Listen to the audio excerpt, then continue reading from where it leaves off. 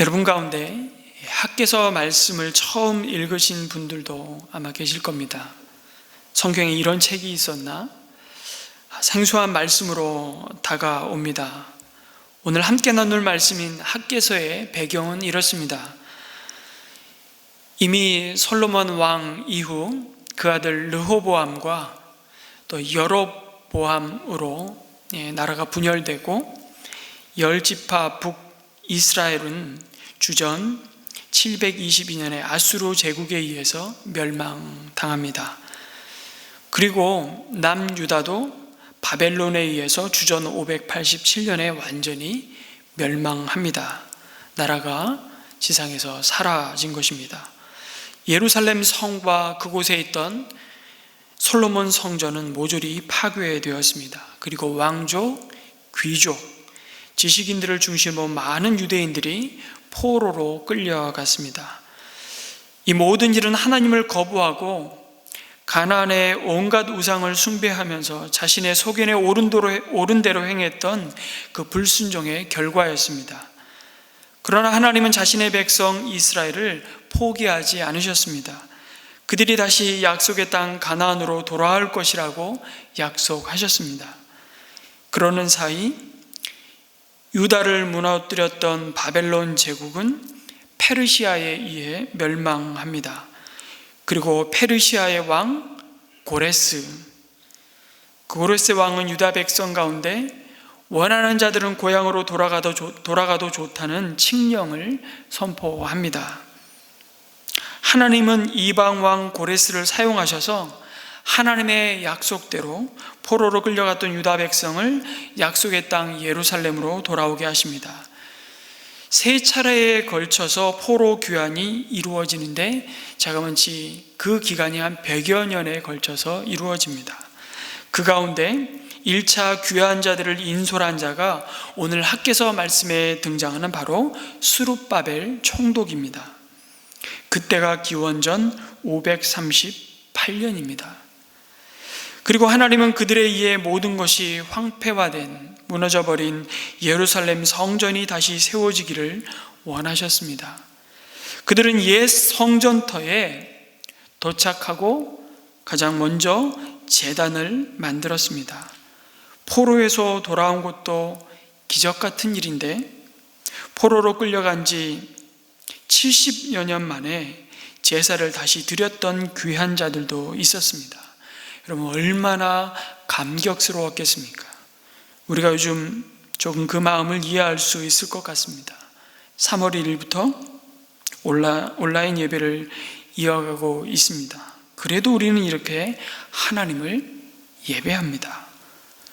그러나 여러분 생각해 보십시오.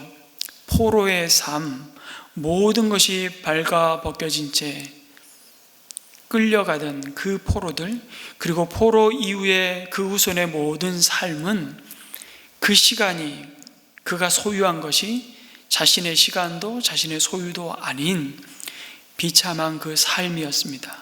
그 속에서 하나님을 예배할 수도 없었고 그 이름을 부를 수도 없었습니다. 그러나 감사한 것은 성전은 다 회파되었지만 그때부터 이스라엘 백성들은 하나님의 말씀을 진짜 더 간절히 갈망하며 붙잡기 시작했고 그때로부터 유대인들은 회당을 짓기 시작했습니다. 시나고라고 회당을 중심으로 하나님의 말씀의 회복운동이 그 포로 가운데 가장 어두운 때에 그들이 하나님을 떠난 그 불순종의 역사를, 그 수치를 돌아보게 하셨던 것입니다. 그리고 그 포로 가운데 몇몇 사람이 돌아오게 됩니다.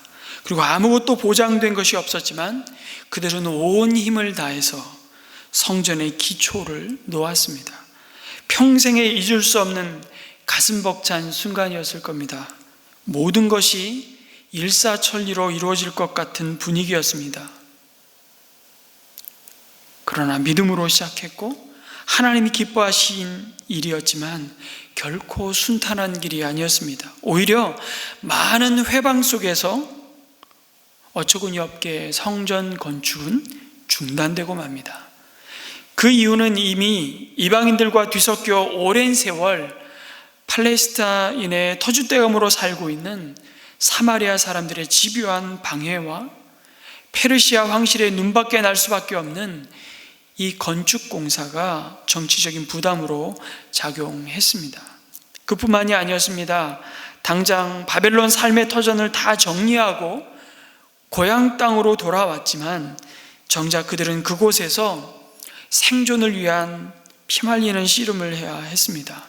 오히려 그들이 그 땅에 객이나 다름없었습니다.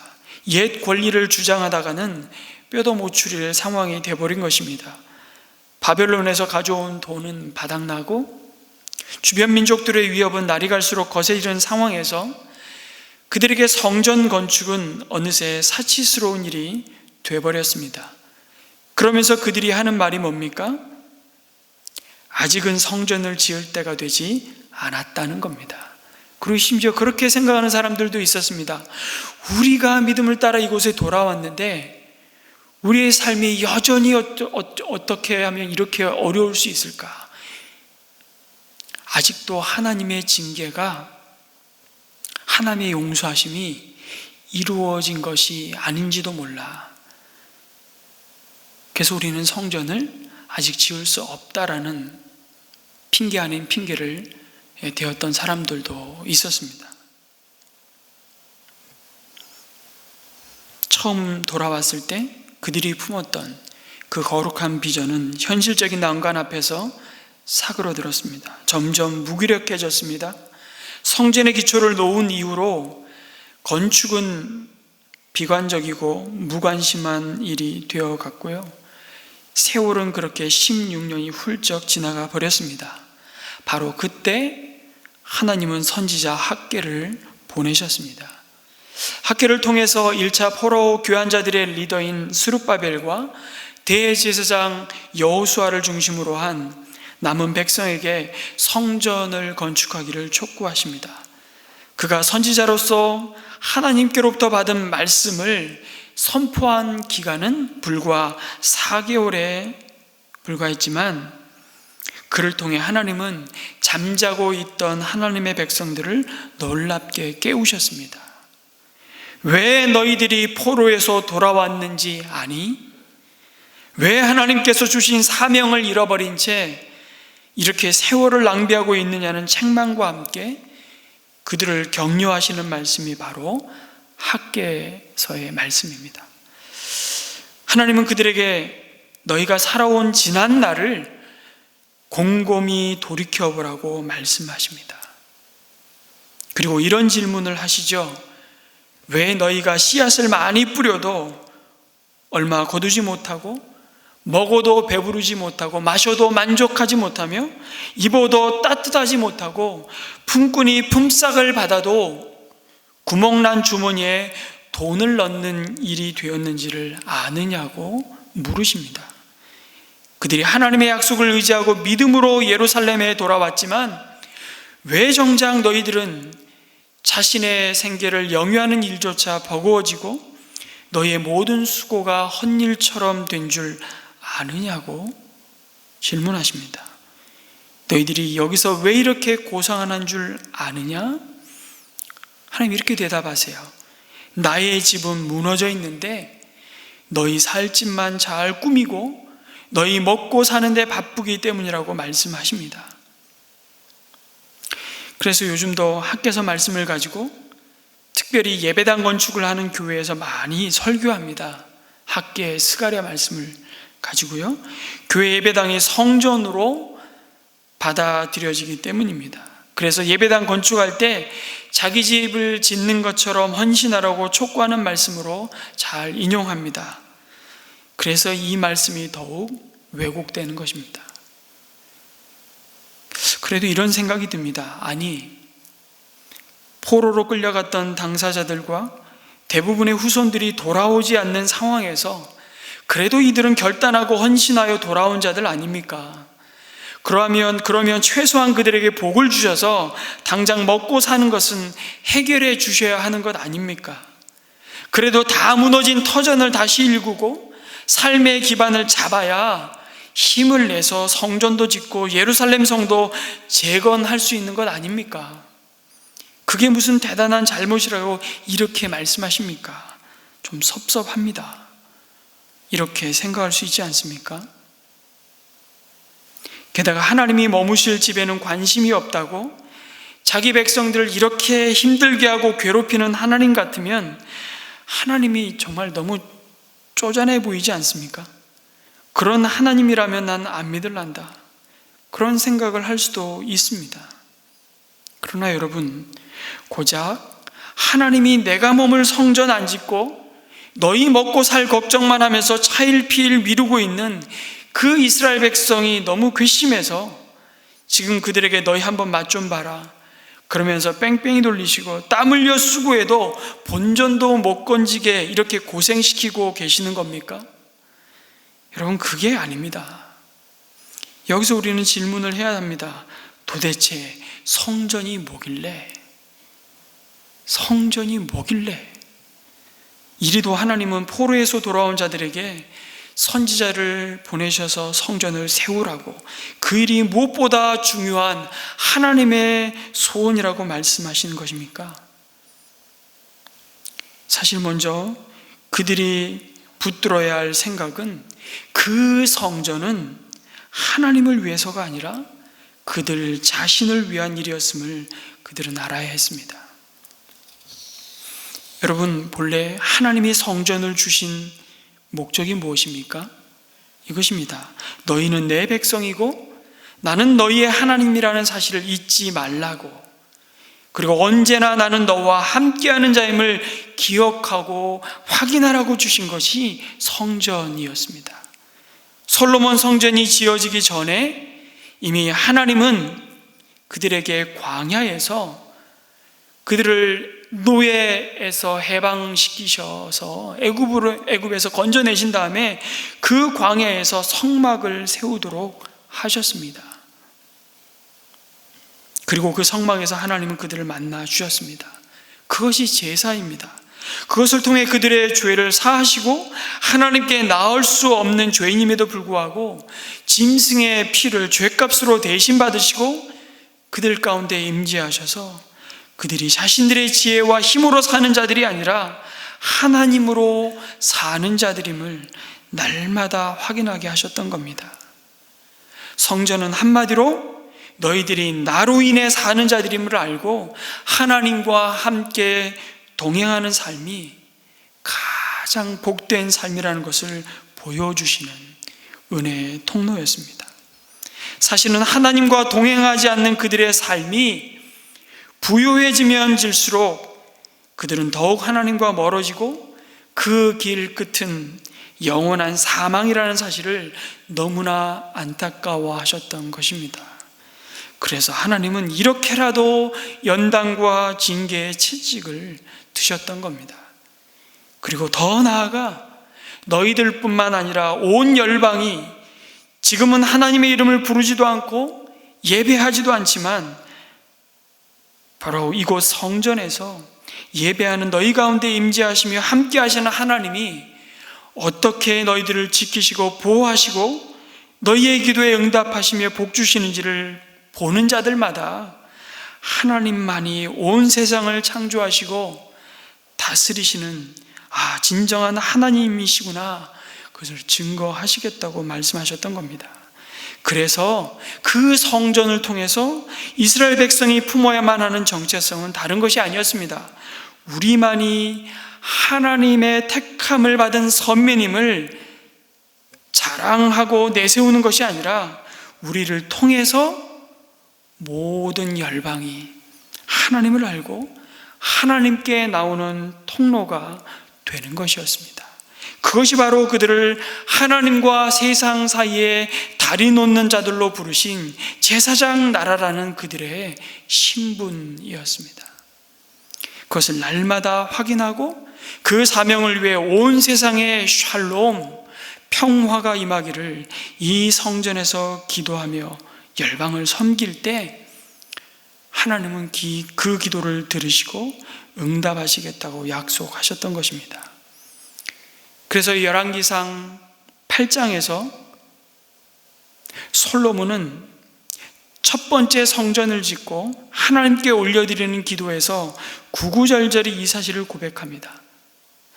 하나님은 이 백성이 어디에서 무엇을 하든 머문 그곳에서 성전이 있는 예루살렘을 향해 하나님께 기도하든 하나님 그 기도를 들어주시고 하나님의 영광을 나타내 주시기를 간구합니다. 그러면서 솔로몬은 겸손히 고백합니다. 사실 어찌 이 성전이 하나님을 품을 수 있겠냐고, 하늘의 하늘이라도 하나님을 모시기에 부족하거늘 어찌 이 성전에 하나님이 거주하실 수 있겠냐고 말합니다. 그리고 놀라운 것은 열왕기 8장 41절에서 43절을 보면 이렇게 솔로몬이 하나님께 기도합니다. 주님의 백성 이스라엘에 속하지 아니한 이방인이라도 주님의 크신 이름을 듣고 먼 곳에서 이리로 오면 그들이야말로 주님의 큰 명성을 듣고 또 주님께서 강한 손과 편팔로 하신 일을 전하여 듣고 이곳으로 와서 이 성전을 바라보면서 기도하거든 주님께서 계시는 곳 하늘에서 들으시고 그 이방인이 주님께 부르짖으며 간구하는 것을 그대로 다 들어주셔서 땅 위에 있는 모든 백성이 주님의 이름을 알게 하시고 주님의 백성 이스라엘처럼 주님을 경외하게 하시며 내가 지은 이 성전이 주님의 이름을 부르는 곳임을 알게 하여 주십시오. 이렇게 기도합니다. 얼마나 놀라운 기도인지 몰라요. 이것이 솔로몬이 첫 성전을 지어드리며 하나님께 올려드렸던 봉헌의 기도였습니다. 성전이 도대체 뭐길래 이토록 하나님은 이방 민족의 손에 멸망당한 자기 백성을 다시 일으키셔서 그 무엇보다 성전을 다시 세우라고 하시는지 그 이유를 아시겠습니까? 그것은 그들이 하나님의 임재 가운데 하나님과 동행함이 없이는 이 땅에서 아무리 떵떵거리고 큰소리치고 살아도 의미와 가치 없는 삶일 수밖에 없다는 것입니다. 왜요? 본래 사람은 태초부터 하나님의 형상을 따라 지음받았고요, 하나님과 함께 살도록 지음받았기 때문입니다. 사람에게 있어서 모든 복의 시작은 하나님과 동행하는 데 있기 때문입니다. 그것을 가시적으로 보여주시기 위해 주신 통로가 성막이요 성전이었습니다. 그래서 엄밀히 말하면 여러분, 최초의 성전은 에덴 동산이라고 말씀드릴 수 있습니다. 그곳에서 사람은 생육하고 번성하며 충만케 되어 자연을 정복하고 모든 생물의 다스릴 권세를 복으로 받았습니다. 그런데 이 복은 그 자체가 궁극적인 목적이 아니고요, 사람이 하나님과 함께하고 있기 때문에 주어진 결과일 뿐이라는 사실을 기억해야 했습니다. 그래서 사람을 지으시고 그들에게 주신 복의 핵심은 바로 이들이 하나님과 함께하는 삶을 사는 것이었습니다. 하나님과 동행하는 그것이 가장 큰 복인 것입니다. 그렇다면 반대로 인생의 재앙은 무엇이겠습니까? 하나님과 동행하기를 거부하는 것입니다. 그것이 바로 죄입니다. 인류 최대의 비극은 사람이 죄를 범하여 하나님에게서 떨어져 나가 더 이상 하나님과 동행할 수 없게 된 것이었습니다. 그리고 하나님이 함께 하실 수 없는 그 죄 아래서 사람은 스스로 생존의 길을 찾습니다. 그래서 성을 쌓고 문명을 이루었지만 여러분, 창세기에서 보는 광경이 무엇입니까? 죽음은 더욱 확대되었습니다. 그 가운데 평강은 사라졌습니다. 여러분, 하나님과 동행하는 것이 생명이고 하나님과의 분리가 곧 죽음이라는 사실을 우리는 창세기를 통해서 보게 되는 것이고, 그 역사는 반복되고 있습니다. 하나님이 동행하시지 않는 삶을 사는 것은 살았으나 죽은 삶을 사는 것입니다. 그러나 하나님은 자기 형상을 따라 함께 살도록 지으신 이 사람을 포기하지 않으셨습니다. 그들을 구원하시겠다는 언약을 맺으시고 그들을 향해 끊임없이 내게 돌아오라고 손을 내미십니다. 학개는 성전을 다시 지으라고 권면하면서 그 말씀을 거듭 확인해 주는 것입니다. 5절 말씀을 한번 보겠습니다. 너희가 이집트에서 나올 때에 내가 너희와 맺은 바로 그 언약이 아직도 변함이 없고 나의 영이 너희 가운데 머물러 있으니 너희는 두려워하지 말아라. 여러분, 이 말씀은 다시 말하면 하나님이 함께 하시겠다는 것입니다. 너는 나와 동행하고 나는 너와 동행한다, 이것입니다. 너는 내 백성이 되고 나는 너희 하나님이 되리라는 약속입니다. 이 변치 않는 하나님의 신실한 언약, 언제나 내가 너희와 함께 하시겠다는 이 언약을 보여주시는 곳이 성전이었습니다. 하나님과 동행하는 것만이 인간이 누릴 가장 복된 일임을 깨닫게 하시기 위해 성전을 세우게 하셨습니다. 성전인 이유는 그곳에 하나님이 함께 하시기 때문입니다. 그리고 마침내 하나님이 하신 이 언약을 최종적이고 완전하게 이루시고자 하나님은 친히 이 땅에 오셨습니다. 사람이 육신이 되어 우리 가운데 거하심에 예수 그리스도를 이렇게 소개하며 요한복음은 우리 가운데 거하셨다고 말씀합니다. 거하셨다는 건 번역을 좀 더 정확히 하자면 장막을 치셨다라는 말씀입니다. 구약의 성막은 성막이기도 했지만 장막이었고 그것은 하나님이 함께 하시는 회막으로도 불렸습니다. 하나님이신 그분이 육신이 되어 우리 가운데 장막을 치시고 함께 거주하시는 그분이 바로 자신의 이름을 임마누엘이라 말씀하시며 하나님과 우리 사이를 가로막고 있는 죄의 담을 십자가로 옮으시고 우리와 이웃 사이에 도무지 하나 될 수 없는 담을 무너뜨려서 원수로 하나 되게 하신 예수 그리스도이십니다.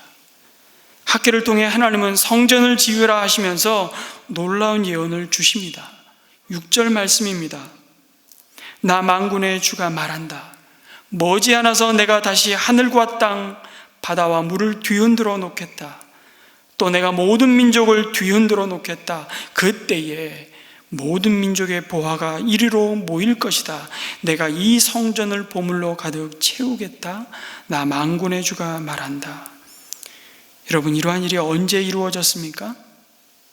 자신이 곧 영원한 성전이신 예수님이 오셔서 모든 민족의 보배가 되시고 눈에 보이는 성전을 통해서가 아니라 자신을 통해서 하나님께 나아갈 수 있는 산 길, 생명의 길을 여신 십자가의 구원을 통해 성취하셨습니다. 한 번은요, 예수님이 헤롯 성전을 보며, 헤롯 성전 여러분 잘 아시듯이 우리가 오늘 살펴보고 있는 스룹바벨 성전이 또다시 무너지고 회파되고 난 다음에 헤롯이 유대인들의 환심을 사기 위해 그들이 그렇게 가장 소중히 여기는 그 당시에 최고의 건축수를 가지고 지은 성전입니다.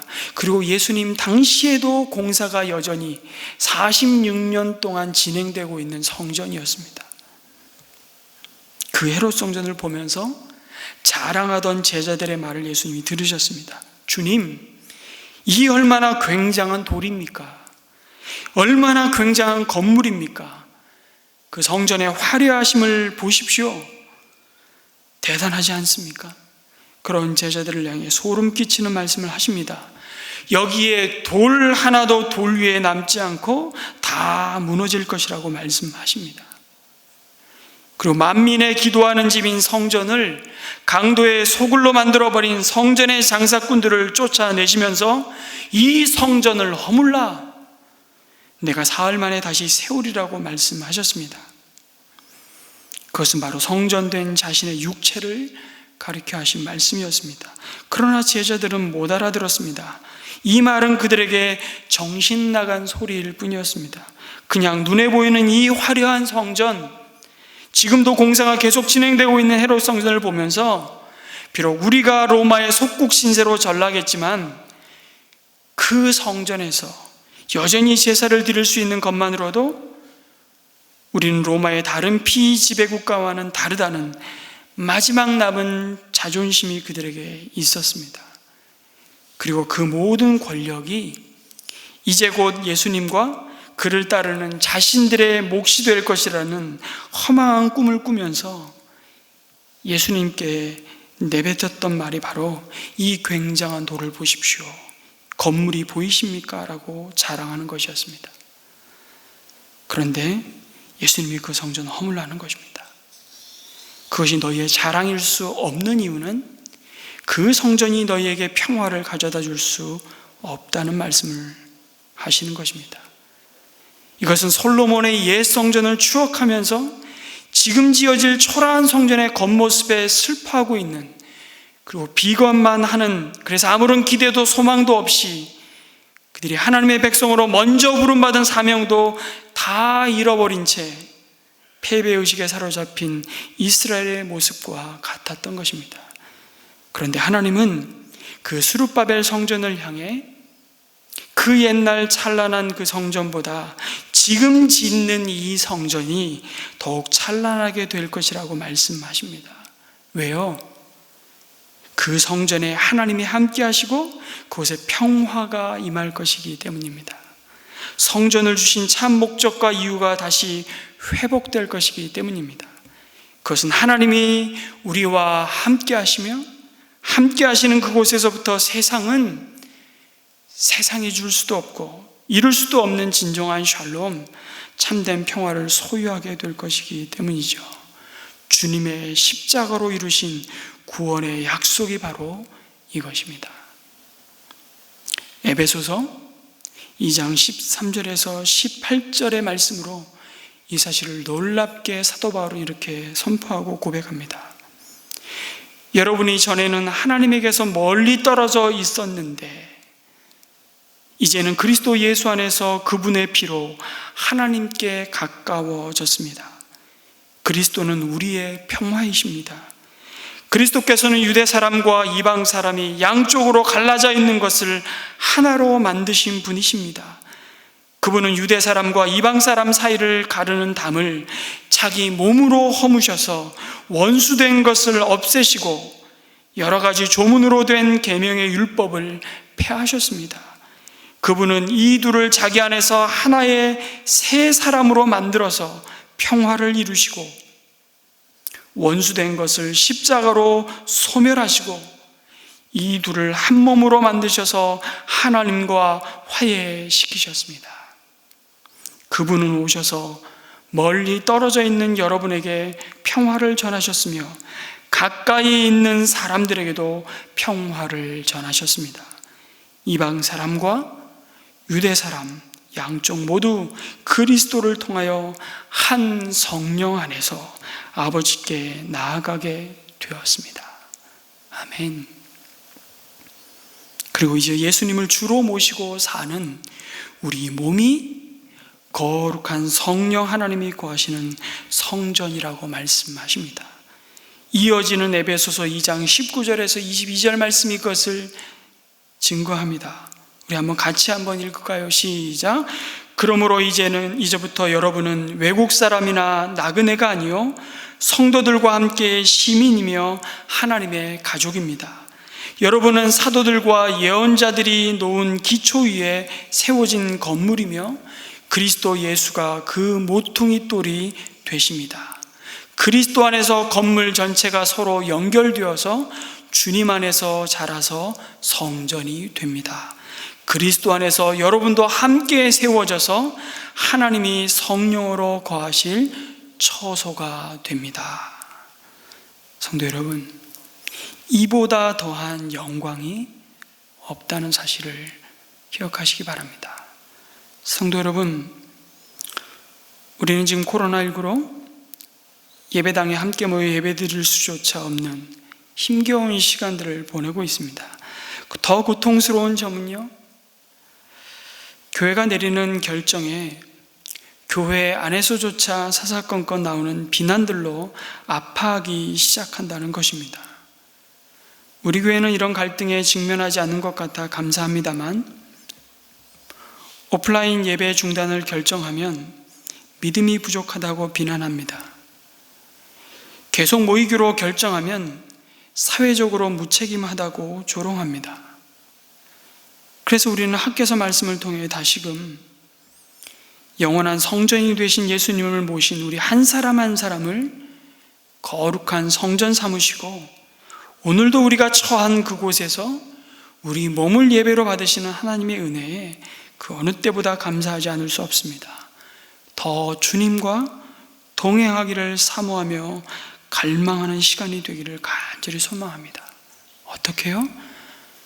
우리가 성경 통독을 함께 하자고, 그리고 우리에게 오늘 이 상황 속에서도 여전히 일하시고 말씀하시는 그 음성을 우리가 귀 기울여 듣고, 그 하나님, 우리와 함께 하시는 그 하나님과 더 친밀하게 동행하며 교제하기를 소망하면서 이 고난의 때를 주님과 함께 지나가는 것입니다. 하나님이 왜 이런 일을 우리에게 허락하셨을까? 하나님은 뭐하고 계실까? 여전히 하나님의 말씀으로 우리를 향해서 말씀하시고, 우리의 아픔과 고통을 귀 기울여 기도하는 그 성도의 간구에 귀 기울이시고 계십니다. 우리가 연약할 때도, 좌절로 무너져 내릴 때도, 죄 가운데 빠졌을 때도 하나님이 여전히 우리와 동행하실 것을 약속하고 있다는 것을 기억해야 합니다. 우리가 불법을 행하고 불신앙을 일삼고 있어도 하나님이 여전히 우리와 동행하시니까 무슨 짓을 하든지 괜찮다는 말이 아닙니다. 사기를 치고 죄를 범해도 내가 너와 함께 할 것이니 상관없다는 말이 아닙니다. 하나님이 동행하는 사람답게 되도록 하나님이 끝까지 만들어내고야 말겠다는 말씀입니다. 내가 이런 모양인데, 이런 죄를 범하고 있는데, 이렇게 연약하고 악한 모습이 여전히 남아있는데 하나님이 어떻게 동행하시는가? 그런 모습을 하나님이 좋아하시거나 응원하시지 않습니다.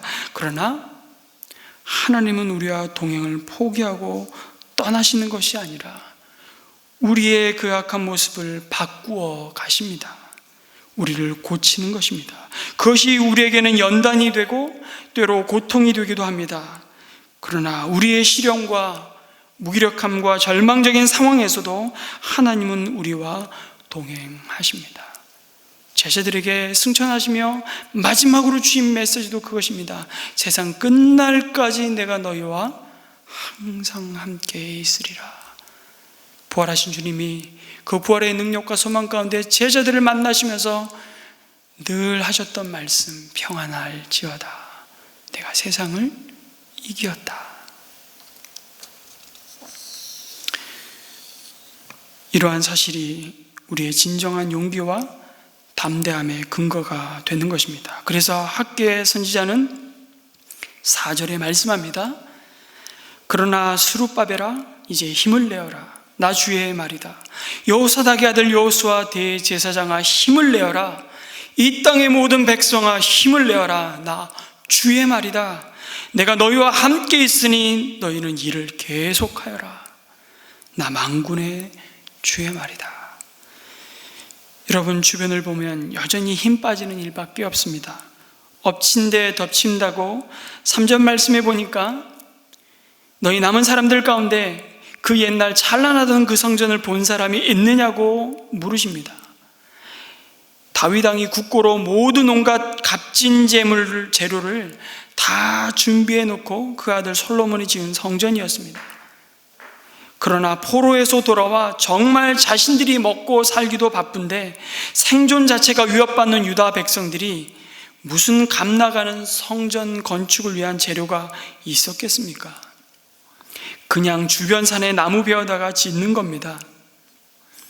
그 이전에 레바논의 백향목과 정교하게 다듬은 돌들로 지은 솔로몬 성전을 생각한다면 이 성전이야말로 성전이라 하기에는 볼품이 없어도 너무 없는 성전이었습니다. 너희 눈에 이 성전이 어떻게 보이느냐고, 너희 눈에는 하찮게 보일 것이라고 말합니다. 무슨 말입니까? 그들 내부에서조차 비관적이고 그 옛날 성전과 비교하며 조소하는 목소리가 있다는 것을 하나님도 잘 안다는 것입니다. 여러분, 어떤 공동체이든 현실에 안주하며 잠자고 있는 신앙의 모습, 매너리즘에 빠져서 하나님이 주신 사명을 외면하는 공동체의 특징이 바로 이것입니다. 왕년의 신앙, 왕년의 순종을 통해 맛보았던 승리에 도취되어서 그 업적만을 자랑하는 것입니다. 그리고 지금 이곳에서 드려야 할 그 헌신과 순종을 외면하는 것입니다. 그리고 지금 하나님이 맡겨주신, 그러나 그 이전 것과 비교할 때 참 초라해 보이는 것을 신세한탄하면서 오늘 내가 충실해야 하는 주님의 선한 일을 판단만 하는 태도입니다.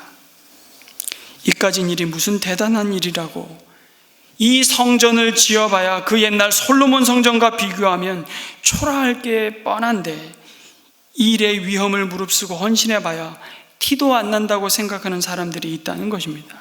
이 사람들이 대단히 하나님을 위해 헌신된 사람들처럼 보이지만 발목을 잡고 있는 것입니다. 이들로 인해 리더들은 낙심을 합니다. 실제로 스룹바벨과 대제사장 여호수아는 그 발목에 잡혀서 이러지도 저러지도 못한 채 16년을 허비하였던 것입니다. 그럼에도 여기서 우리가 주목해야 할 점은, 그럼에도 하나님은 인내하시며 기다려주고 계셨다는 것입니다. 아무것도 변하지 않을 것 같은 그 상황 가운데서도 하나님은 여전히 일하셨고 하나님의 사람들을 준비해 오셨다는 사실을 우리는 봐야 합니다. 문제는 내가 얼마나 위대한 업적을 이루어냈는가, 내가 얼마나 깨끗한가, 내가 얼마나 능력을 갖추었는가가 아닙니다. 너는 하나님이 함께 하시는 사람인가? 너의 인생길에는 하나님이 동행하시는가? 그것이 가장 중요한 관건입니다. 그것이 분명하면 우리는 어떤 상황에서도 두려워할 것도 불안할 것도 겁먹을 것도 없다고 말씀하십니다. 사랑하는 성도 여러분, 성전을 세워야 할 이유는, 아니 우리 몸을 성령이 거하시는 성전으로 삼으시는 이유는 바로 평화가 없는 이 세상에 참된 평화를 가져오는 것이 바로 하나님이심을 드러내시기 위한 부르심임을 기억했으면 좋겠습니다. 평화를 가져오는 것은 권력이 아닙니다. 물질의 부유함도 아닙니다. 하나님만이 진정한 평화를 가져오십니다. 그 평화의 왕으로 오신 예수님을 내 마음에 거부하거나 배척하지 않고 모셔드림으로 오늘도 죽음이 가득한 이 세상 한복판에서도, 코로나19의 두려움과 끝모를 불안 속에서도 하나님은 여전히 성전된 우리를 통해 세상을 치유하십니다. 그 세상 가운데 평화로 함께 하심을 믿습니다. 그 샬롬이 이번 한 주간도 성전된 우리의 삶과 이웃 가운데 풍성히 흘러가기를 주님의 이름으로 축원합니다. 아멘.